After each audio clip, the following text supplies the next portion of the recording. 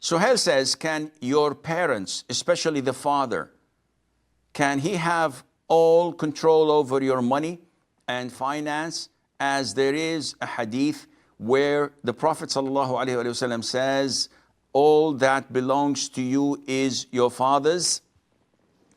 The hadith is authentic, and the people understood it wrongly.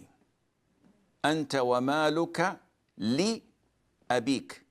The letter lam or L, does it refer to possession, or does it refer to permissibility to use?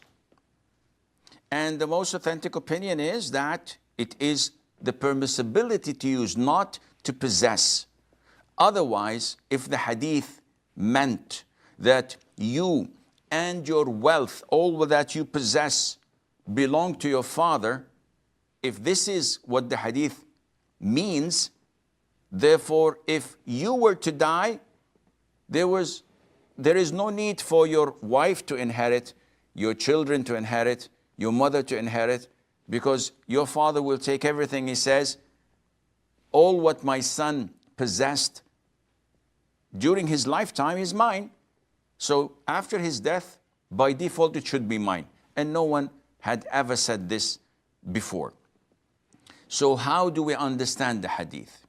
We understand the hadith that the father has interest in what his son or daughter possess and own. However, this permissibility for him to take from his offspring's wealth has 4 conditions, as scholars say. The first condition, that there should be no harm on the child. So if my father comes and says to me, you know these medication you take for your diabetes or for your blood pressure, whatever, I'm going to take them all because I need them. And I do not have sufficient funds to buy such medications, except those that I have with me. This means that he's going to harm me.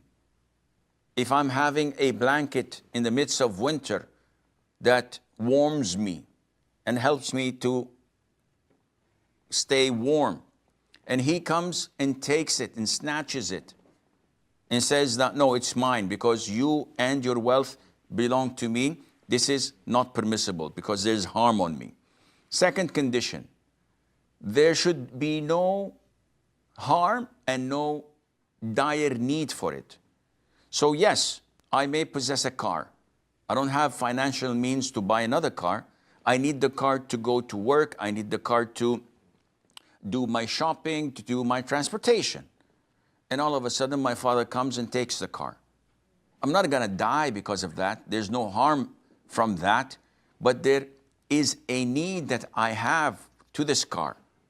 And by him depriving me from what I need, scholars say he has no right in that. Condition number 3, it doesn't harm me. I have no need for it. I have a lot of it. But he is going to take this wealth and money from me and give it to one of my siblings. This is totally prohibited. And it would increase enmity in my heart towards my siblings. For my father is favoring them over me and taking from my hard-earned money to give them. And this is not legitimate, not permissible. And he's not allowed to do this, and I'm not even obliged to give him. And the fourth condition, as scholars say, is that he is actually in need. So if my father was stone broke, he may take from my wealth that would fulfill his needs, and I'm obliged to give that to him.